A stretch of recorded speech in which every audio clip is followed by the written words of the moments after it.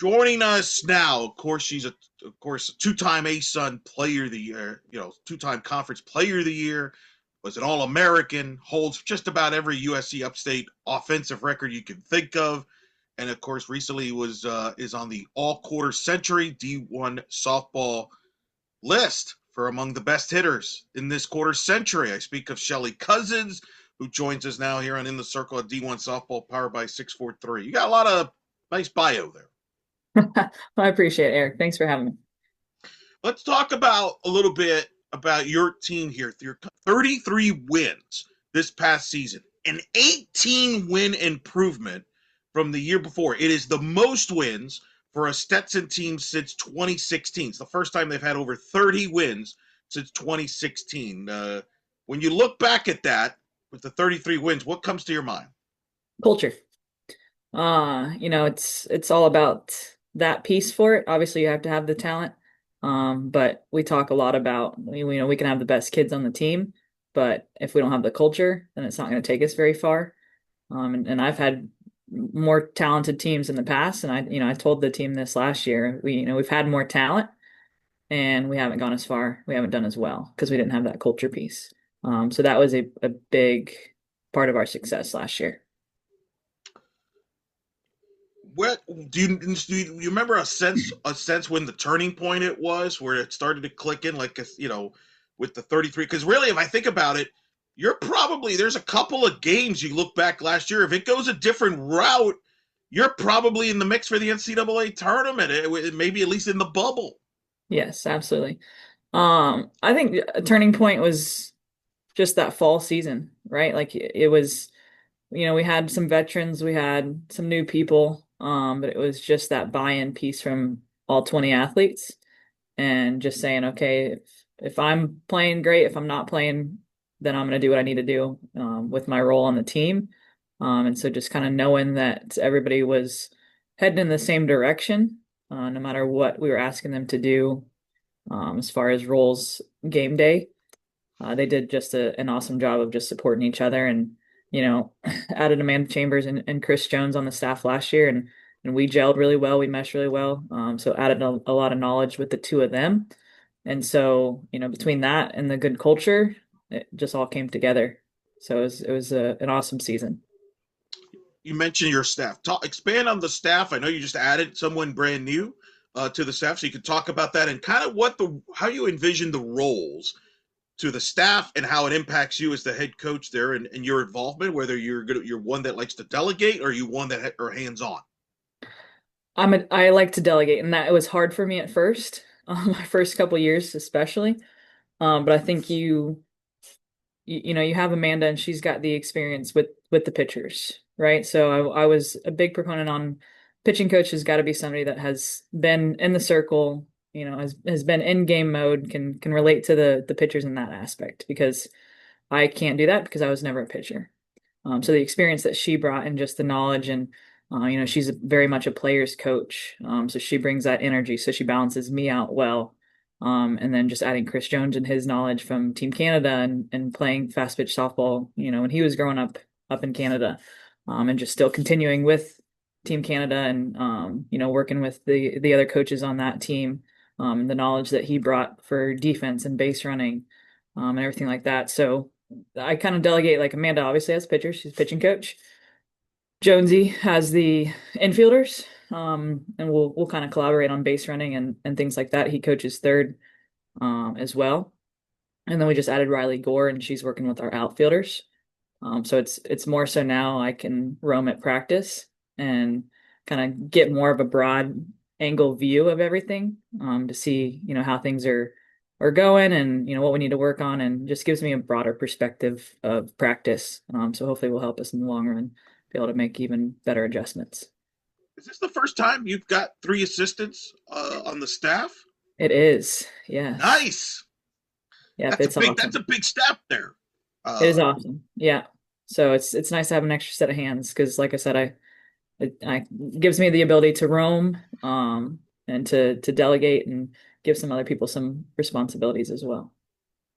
how are you a different coach today than when you took over the program, when your first year being in 2022? I'm sure some of my athletes would say I'm softer. having two kids now. Um, I am slower to anger and slower to get on to athletes about things. But I think too, just like I said, the experience of being a head coach and having failure and having success and those learning moments and things like that, and just kind of taking what I've learned over my 25 years of playing, and learning from other coaches and being in different atmospheres and all those things. I just think that I've grown in that way, matured a little bit, and just honestly, just like I tell the athletes, it is just a game, right? So play for something bigger than the game, and it'll make the game a little bit less stressful. So we talk a lot about that as well, like the mental piece of it, and you only get so many games before you got to hang it up. So what seems like a big deal now, going 0 for 4, giving up 2 home runs, and the grand scheme of things is not that big of a deal. So you really just got to enjoy the hard times and the bad, or enjoy the hard times and the good times, and kind of just embrace the hard. Let's talk about this year's team. I know you're in the mix in the mix right now in fall ball. Let's start with the offense and the defense in particular. What kind of stands out about this year's Hatters team coming up? I think we added a lot of big bats, so hopefully, our slugging percentage will be up a little bit. And we've got kind of flip-flopped. So we had a lot of infielders last year and 4 outfielders, and we've got about 4 or 5 infielders and 7 outfielders. So kind of flip-flopped in that aspect. But we added another catcher, 2 more catchers. So I think I'm excited. We're young-ish, but we also have a lot of JUCOs that we had come in. We had 6 transfers come in, 5 from the JUCO. So we've got some good experience at the collegiate level at different levels that I'm excited about. But it's just moving pieces, right? Injuries and things like that. So it's just moving people around. So just the ability to be able to recruit athletes that can have versatility has been important for us. Is there a name or two that stands out to you as far as their bat? Because that was the thing. Your offense last year was really good, and because you scored in a variety of ways, Yes. and more power than I think people kind of were caught off guard at times. What do you think the identity is this year, and who are some of the players that will lead that identity? Yeah, I think we're gonna have, like I said, a couple more bigger bats in the lineup, but we're still gonna have some speed, right? Whether that be coming off the bench, or pinch runner, or something that's in the lineup. But Maddie Conway, she's a JUCO transfer from Santa Fe, and she's got a beautiful swing, and she's got a lot of power, and her swing's just short and efficient. So I hope to see a lot of good things out of her. Another JUCO kid, Mason Barkley, she's a lefty swinger, so I'm excited to see what she's got up her sleeve. She's injured right now, so she's anxious to get back out on the field. But I'm looking forward to seeing her. Giannopoli had a tremendous year last year, so her numbers really jumped from her sophomore year to her junior year. So excited to have her back as well. And then we've got Logan Foreman, another transfer from a D2 up in the north, and she actually plays with Team Canada as well. So excited about those. There's a couple other Amber Chumleys coming back, right? Naughty English coming back, both produced for us last year. Ariana Garcia. So we've got a good little group, right? They're gritty, they're passionate. So I'm excited to see them some work this year. How key is the word patience when it comes to development? Because I think of your program, there's some players that I would see them, and then the following year they take this giant leap. I'm like, where did that come from? I Yeah, feel that's the case with some of your players. Napoli is one you mentioned that just really just the more I saw her, the more I was just like, wow, this kid's really got good. Where does that come from? The key there of patience there in development, because I know development's a big part of your program. it is. Yeah, I want them to be better when they leave than when they came. Obviously, that's our job as coaches, I think. But it's just reiterating the fact, like, it's not a Netflix world that we live in. I can't just hit next and I have a beautiful swing. It's a process. So when they're doing things and we're fixing something, hey, if you have 1 out of 10 swings today where you felt what we wanted you to do correctly, you have to count that as a win. So it's really focusing on the feel of it and them being able to understand their bodies and what it's doing, and not being like, okay, you just told me this, so now I got to swing 10 out of 10 exactly how you told me. Because it's just unrealistic, especially when you're trying to break bad habits that they're coming in with. So just reiterating the fact that it's going to take time, right? It's going to take extra reps, and it's gonna be okay. Like we're in the fall, we've had to remind a lot of kids like it's only September, it's only well now it's October 1, but we've got time. So if you're passionate about it and you put the time in to figure it out, it might not be this year, but you keep working and eventually it's the game knows. So if you put the work in, you're gonna be okay. Let's talk about it in the circle there with the pitching side. How is that coming along and looking like for you this year? Yep. So we've got our three freshmen returning, and they had a good majority of our innings last year.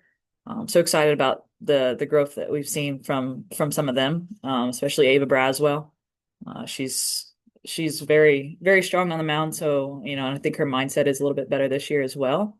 So I'm excited to see what she can do. Working with Coach A and getting better, things like that. And then Kennedy Temples came back very very strong from the summer. Worked her tail off in the gym, conditioning, getting her body right. And she's got a great mindset. Like she wants to be the workhorse. So I'm excited to see what she's got. And we've got one new arm, Jenna Johnson, a JUCO transfer. So excited to see what she can add to the staff. We're definitely going to staff it out again, right? We think we had maybe 5 complete games last year, if that. So it's definitely not a one arm team. We're going to use all 5 of them as efficiently as we can. It's the sign of the times now, though. That's the Yes, majority of programs now. The days of, just hey Meredith Owen, just go out there and throw 7 plus, and give us exactly. are pretty much now very minute there. Yep. But it sounds like you like the depth because I know that's been you've been trying to build the depth when we've talked Yep. over the years since you've been take over is Yep. building the depth. Is it where you like it to be from a depth standpoint? Are you close? I think we're close. I definitely think we could and add an arm or two. Just you've got to take into account injuries or just fatigue. Playing 56 games just in the regular season, so that's not counting the tournament and postseason and things like that. So I definitely could think we could add another arm or two just to use that depth. And like I've told you in the past, I would love to have a game 1, 2, and 3 starter be completely different when we get to conference. And you can have the same middle reliever, same closer if you need to. But definitely the less that the other conference teams can see those arms before the tournament, the better. You feel like as you've taken over the program as a head coach, have you noticed that? I mean, this is a rich state for softball. I don't have to tell you about the competition in the state, Yeah. let alone the conference. You're talking maybe one of the best states in the country when you got perennially now like 3 top 25 programs. You got 2 programs winning the top to bottom in the state. Has that talk about that recruiting piece there? Because it seems like you've benefited from it as well. There's room for a ton of talent for everybody. Yeah, I mean, who doesn't want to come play in Florida, right? I mean, minus the hurricane season, but that is not during our championship season, so you can make it through the fall semester, and you're cruising into February. So, yeah, it's definitely a hotbed for recruiting, whether it be Florida kids or getting the northern kids to come down. But we've got a good selling point, right? We're close to Orlando, we're close to the beach, very centrally located. So, and once we get them on campus and they see our field, that's a good selling point for us as well because it's as one of the best facilities See, that you, we've you're got. you've become a vet at this podcast thing. You just set me up perfectly there.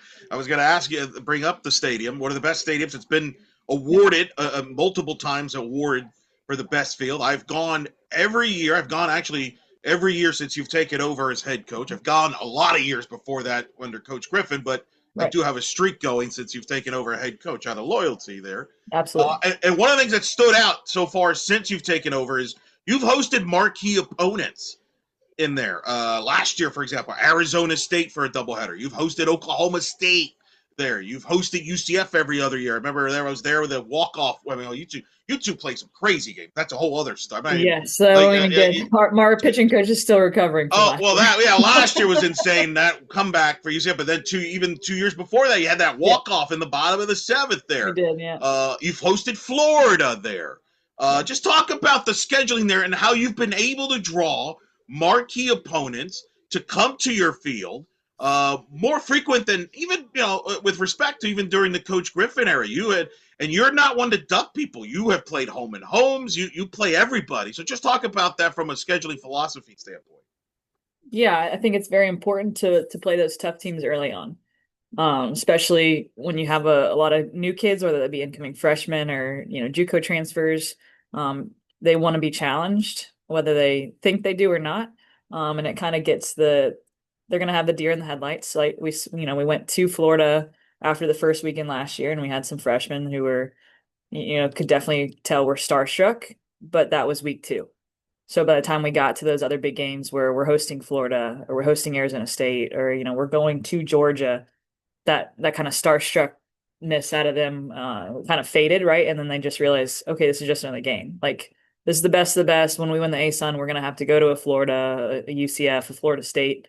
So that's my why I schedule those games, not only at home, but we go to big tournaments, week 4, week 5, and get in that atmosphere where it is postseason atmosphere, right? It's you're playing against some of the best teams, top 25, and fortunately for us, we've got UCF in the Clearwater tournament and things like that. With UCF being in the Big 12 now, we have a lot of teams that are coming down to play them for conference series, and they reach out to me because they know we're close and they know I'm not going to say no if I can. Because I love a challenge, right? Like I'll take a loss if it means that we're going to be challenged and we're going to be playing good level competition. Well, but it helps your schedule strength. I mean, your RPI benefited from it. And I mean, Yes. like I was there for the doubleheader against Arizona State last season. It was packed Hmm. there at the Patty, as my colleague Victor likes to call it. Florida obviously packs the house with UCF's there, so it's drawing attendance, Yes. which is big for the revenue. And like I said, it's one of the most gorgeous places to watch a softball game. If It anybody is. has yet not been there, I recommend it. Something about that when the sun goes down, Yeah. it's Sunset amazing. with palm Yeah. trees. It's Oh, it's picturesque. incredible. It It's is beautiful. incredible. We're very blessed for sure. I learned something new last year. That apparently it's a very hit. It could be hitter friendly at times of the year, depending on Oh, how the wind. yes. It is very hitter friendly. I did not. We all learned that a little bit there, Yeah. But even your tournaments that you've hosted, I think through last year, I think you had a tournament where you had FAU, Yes. Marist, right? Yep. Chattanooga's been good. Like even like in your tournaments, like they may not be quote unquote big marquee brands, but you even bring some of the best mid major programs. Like that tournament FAU that you had where FAU, it was one of the best tournaments of the year. It was dramatic. Again, like I mentioned earlier, a couple of swings go differently, you might be in the NCAA tournament picture. Yes, absolutely. And it's just fun for the girls, right? It's just, especially when they have a tight game, whether it ends well or doesn't end well on our end as far as a win and loss, like it shows the girls, okay, we can compete with anybody, right? Anybody can beat anybody on any given day. And it just gives them that confidence of it is just a game. And they are the same people that we are, right? They put their cleats on the same way. And it's just fun, right? Like it's fun to play those games. It's fun to play up. And I think the girls just enjoy it, and I know I enjoy it. Right? When I was playing, college ball, I loved playing those bigger teams. I loved having that challenge of, okay, it's me versus you. Let's go. That describes the ASUN conference in a lot of ways, which has Yes. been pretty consistently a top 8 league. Yeah. You're a lifer. You've played in it. You've coached in it. How has the league changed on the field from you now from a coaching perspective compared to when you played? Well, obviously with the different teams in the league, right? That changes it. So the rivalries change a little bit. Um, but also with the conference being so big, I do think there is a little bit less of that, because we don't play anybody on the East, right? So it's kind of like you get to the tournament and it's brand new for some of those teams, but definitely, you've got pretty consistent the same teams on the East, with Gulf Coast and us and 2 Jacksonville teams. So I think pretty consistently, it's always good competition. They're playing good competition in non-conference. So it doesn't hurt your RPI when you're playing them, and it's good, fun competition. And I've enjoyed being on the coaching side of it for sure. Yeah, and it's going to go through some changes after this season. It won't be as large, but I think in some way you're still going to be very quality. North Florida with the job Coach Conrad's done, fresh off Yeah. winning the conference title in their first NCAA tournament trip. Coach Fico taking over the Florida Gulf Coast program. You mentioned Jacksonville yourself there. I think I think the sky's the limit for the league here moving forward. What's the chatter among the coaches, not just for this year, but even moving forward, as far as how the conference tournament formats and things like that will look like? Yeah, I mean, I think with things changing after this next year, that'll be a topic for then. But as far as the tournament moving forward, I think we're going to a smaller tournament, even 10 teams instead of, or sorry, 8 teams instead of 10. So that makes the in conference schedule even tougher, right? Because now you've got to be the top four on either side. So it just makes that even tougher when you're working in conference before the tournament happens. So I think we're excited about that. And just moving forward, yeah, just excited to kind of see what they do with the conference and how they move teams around and what that's going to look like. Were the 8 teams that starts this year coming up, or is it the following year? Yes, I believe so. I think it's this Wow. year. Oh man. I don't know if I was supposed to say that or not. So No, no, no. I mean, I already know it's going to be up in Jacksonville, the conference it tournament is, this yeah, year. you and So I. I knew some of the details there. So, but that's exciting. That's exciting. That's going to be tense, though. To your point, every series just takes a different meaning, even extra meaning, to try to Yeah, crack to make the conference tournament. yeah. There. I want to ask you. You're a two-time ASUN Player of the Year. You were just recently put in the D1 softball list of one of the 25 best hitters in the quarter century of a non-power four, players hitters list. I don't believe you're in the ASUN Hall of Fame yet, and I highlight correct. That's the key word That's is correct. yet. I'm going to circle that because that has to change.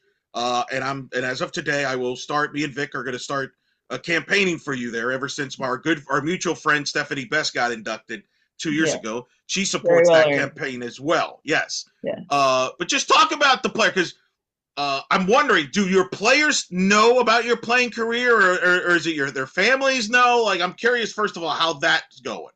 A lot of times the dads will come in on recruiting trips and be like, "Oh yeah, I read your resume," that kind of thing. But I don't know that the girls know much, and I'm not one to speak on my playing days, right? Because that's, I'm a totally different person now. I'm a coach. So I guess as far as the credibility part, it was funny yesterday at practice. One of the girls asked, "Coach, how many home runs did you hit in college?" And I was like, "Well, I hit 70." And they kind of looked and their eyes got big and they're like, "Wait, really? Like 70 home runs?" Like I said, "Yeah, I hit 70." And one of them asked me again, like, "Are you joking, coach?" And I was like, "No, I'm serious." So I don't know that they know much, and I'm okay with that, right? Like I want them to know me for me, and I want them to know that I have that credibility for sure. But if I'm building good relationships with them, then what I did as a player, is kind of irrelevant, if you ask me, right? Because I'm building the relationship. I think they see that I'm committed to them and their development as a player. So whether I hit 70 home runs or 7 home runs, if they know that I care about them as people, they're gonna, kind of latch onto that and trust me, and we can have that good relationship, that good camaraderie between coach and player. All that is very true. That being said, I would also tell your players, listen, you're being coached by one of the greatest hitters ever. You listen very closely what she says. So like I said, because you are I mean, you would like the numbers back it up. Your resume backs that up. How would you describe yourself as a player to those that maybe didn't see you play? I was definitely gritty. It was very competitive. And I expected perfection out of myself. So if we lose a game by one and I had an opportunity to knock 2 runs in, then that game was on me. So I was very hard on myself as a player. And I think that is part of the reason I, had some success because I always expected those high expectations and I was, working extra and doing the things that I needed to do. So competitive still to this day, competitive at practice, or I was running bases yesterday to kind of help out and doing things. And so that competitiveness is not left. But yeah, I always wanted to go 4 for 4 and, hit the winning run in and make the diving catch and all of those things, whatever I could do to help my teammates out. But I played hard, and I loved the game, and I miss playing for sure. How would head coach Shellie Cousins coach and get along with Shellie Robinson, the player? Not well, I don't think.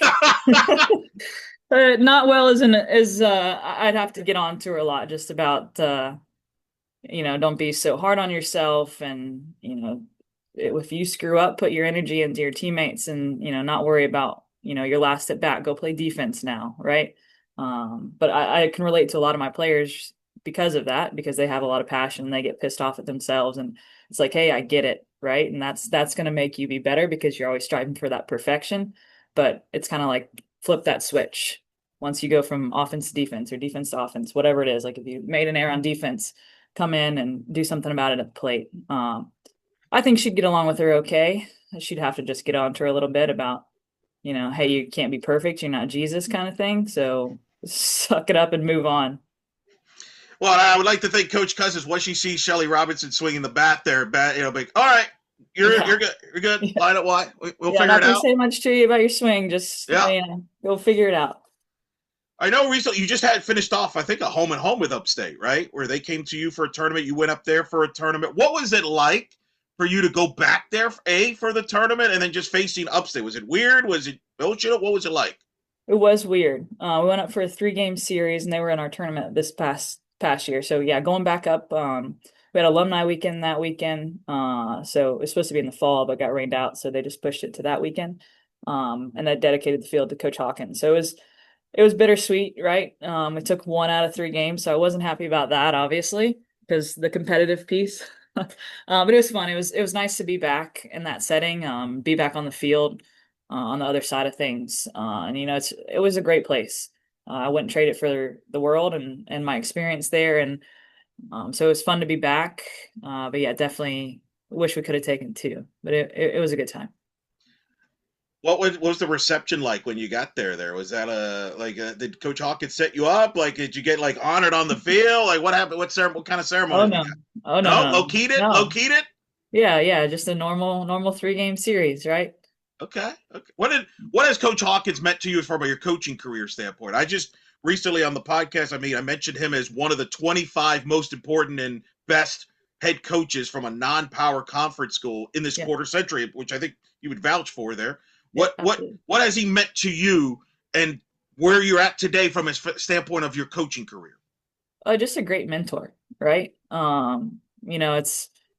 It's funny you play for him and you see him as one person, right? They're the big scary head coach, and then you get more of that personal relationship after you have graduated. So just kind of feeding off of him and asking him questions about coaching and just talking about life in general. Like if I see him out on the recruiting trail or when we play, anything like that. So I'm just very thankful for him giving me the opportunity to go and play there. Just learning from him on both sides, right, on the field and personal. So like I said, I wouldn't trade it for the world. It was the greatest 4 years ever. Obviously, now as you're in the middle of the fall, my last question here is: you got a few months before the season opens. As I will be waiting patiently for the schedule to come out so I could continue our streak together of going to Yeah. DeLand. But what are some things you're looking forward to finding out about this group in the fall, and things that you're curious to answer, questions you're curious to answer from this group that will be keys this year? How are we going to compete? Right. I think that's always the biggest question because you talk about things and you go through things, but at the end of the day, when you're in game mode, how are you going to compete? Because it's a dogfight sometimes, right? Like we had some dogfights last year, and it's who's going to fight tooth and nail to come out with the W. So I think we have a lot of good athletes with good mindsets. So I'm excited to see what they do in game. I think we've just got some gamers, and so I'm excited to see what they do and how they work in game. It's totally different than in practice sometimes. And just to see them, click and have that good culture piece again, and just take it day by day, and inning by inning, pitch by pitch that we talk about. It's it's a lot of mini games put into one game, right? A lot of opportunities in a 7-inning game. So how are we going to take advantage of them, and how are we going to get back up if we get knocked down early, things like that. So just excited to see their attitude and their grit and their competitive side. That is Stetson head coach Shellie Cousins joining us here on In the Circle on D1 Softball, powered by 643. That is also the same Shellie Cousins, future A-Sun Hall of Famer. I'm starting that campaign as of today. And of course, was on the D1 Softball, is one of the great, not one of the best hitters in this quarter century. Hey, always a pleasure to catch up with you. Like I said, send my best to your family. You know, I enjoy your family there and your husband in particular. I've gotten to see a lot more of him recently, and I know I'll cross paths with you during the season, as always. But thanks for always doing the show, and thanks for talking to us. And good luck. And always really enjoy watching your teams play since you've they've been there. So, but I always appreciate your friendship, and we'll do this again down the road. All right, Eric, I appreciate it. Thanks for having me.